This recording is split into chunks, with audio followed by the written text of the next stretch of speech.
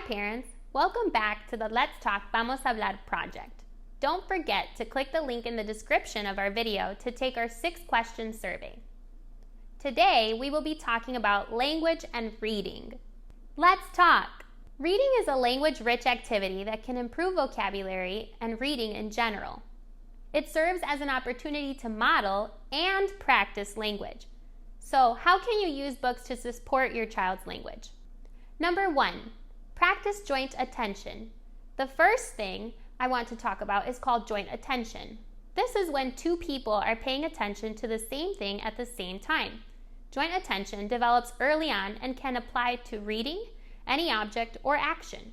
For example, parents of infants are encouraged to look at what their baby looks at and comment on it. Look, are you looking at mama? Joint attention can continue to develop in more complex contexts like reading as your child gets older. It's important to practice joint attention in the context of reading because your child will use this skill extensively in school. By practicing joint attention at an early age, children can improve in their ability to pay attention to a task, conversation, or activity. If your child struggles with joint attention during reading, you can start by breaking up the book into small sections. You can read 2 pages at a time before asking a question or acting the events in the book out. You can also just save the rest for the next night or the next break in the day.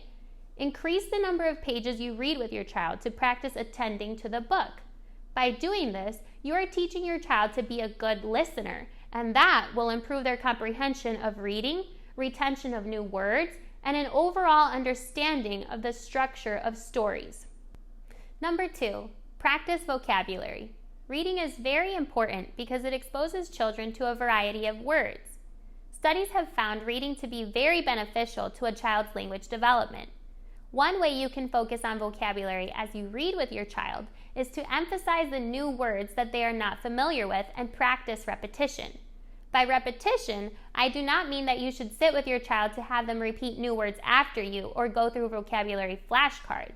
By repetition, I am referring to the number of times you read the book. Studies have found that children need to hear words about 17 times before they can understand them and use them correctly. They have also found that children who struggle with language need to hear a new word twice as many times in order to understand and use it. Because of this, it is so important for you to expose your child to a book more than once. One way you can do this is by choosing 1 to 2 books per week that touch on similar topics or concepts and read them more than once in the same week. If it's summer, you could read books that have to do with the weather, a beach, or the ocean. You could focus on verbs like swimming and running, building, playing, feelings like hot, tired, excited, or basic vocabulary like swimsuit, sunglasses, sand, seashells, names of ocean animals like octopus, shark, fish, and turtles. Number 3, practice comprehension. Reading with your child regularly can help them gain better comprehension. Comprehension is how much we understand after reading. One way to help your child practice understanding stories is to change the way you ask questions. Whenever you read a book with your child, it's important to ask them what we call open-ended questions. Questions that could have many different answers. For example, you could be reading Brown Bear, and you could ask, is that a bear? And your child might say yes or no.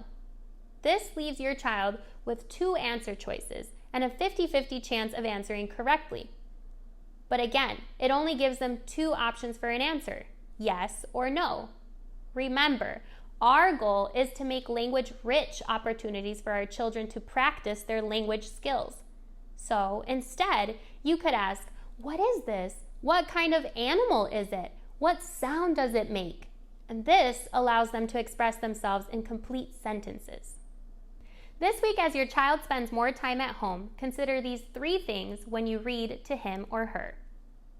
Practice joint attention by dividing books into smaller chunks if necessary and adding pages as you go.